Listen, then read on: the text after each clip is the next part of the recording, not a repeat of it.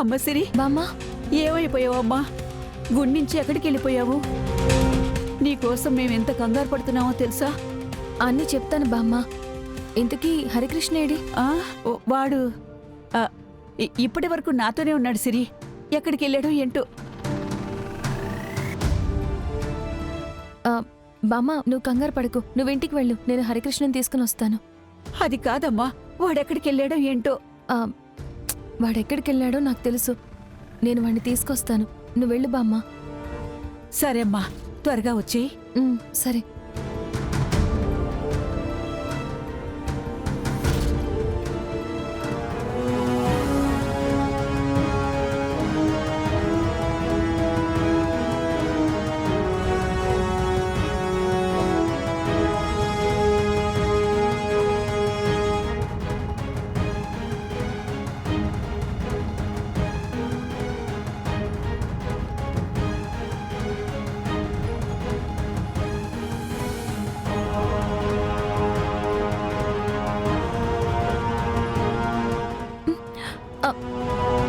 క్రిష్!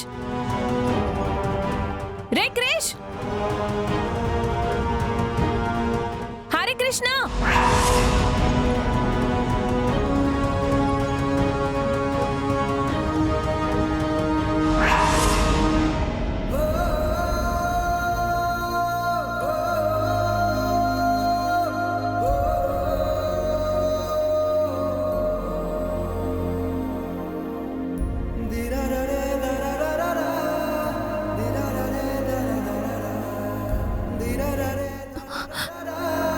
క్రిష్, బామ్మతో లేకుండా ఎక్కడికి వెళ్ళావురా? అది కాదమ్మా, నువ్వెక్కడికి వెళ్ళిపోయావు?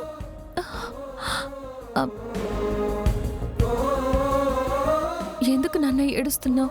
నేను వచ్చేసానుగా. నువ్వు కనబడబోయేసరికి నాకు చాలా భయం వేసిందమ్మా. భయపడద్దు, నేను వచ్చేసానుగా. అవును, నా కోసం ఇటువైపు ఎక్కడికి వెళ్తున్నావు? నేను వెతుకుతూ వెళ్తున్నానమ్మా. ఏయ్, నిజం చెప్పు. నీ చేతిలో రాయిని నేను చూశాను. అదేం లేదమ్మా. హరికృష్ణ, నన్ను ఆ రోజు ఏడిపించిన రౌడీలు నన్నేమైనా చేస్తారేమోనని వాళ్ళ వైపు కోపంగా వెళ్తున్నావు కదా? నాకు తెలుసు నాన్న నీ కోపం.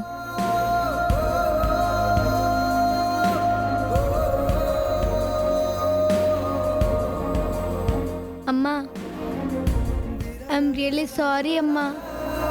ఇంకెప్పుడు ఈ అమ్మకి నువ్వు సారీ చెప్పే పరిస్థితి తెచ్చుకోవద్దు. అమ్మా, నేను నీకు సారీ చెప్తుంది నాకు వచ్చిన కోపానికి కాదమ్మా.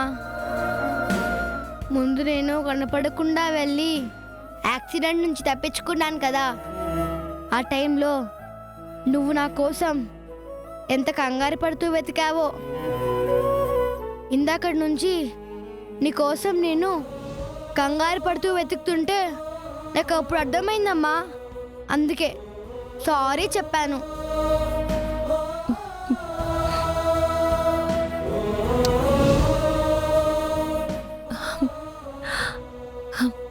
సరే పద, ఇంటికి వెళ్దాం.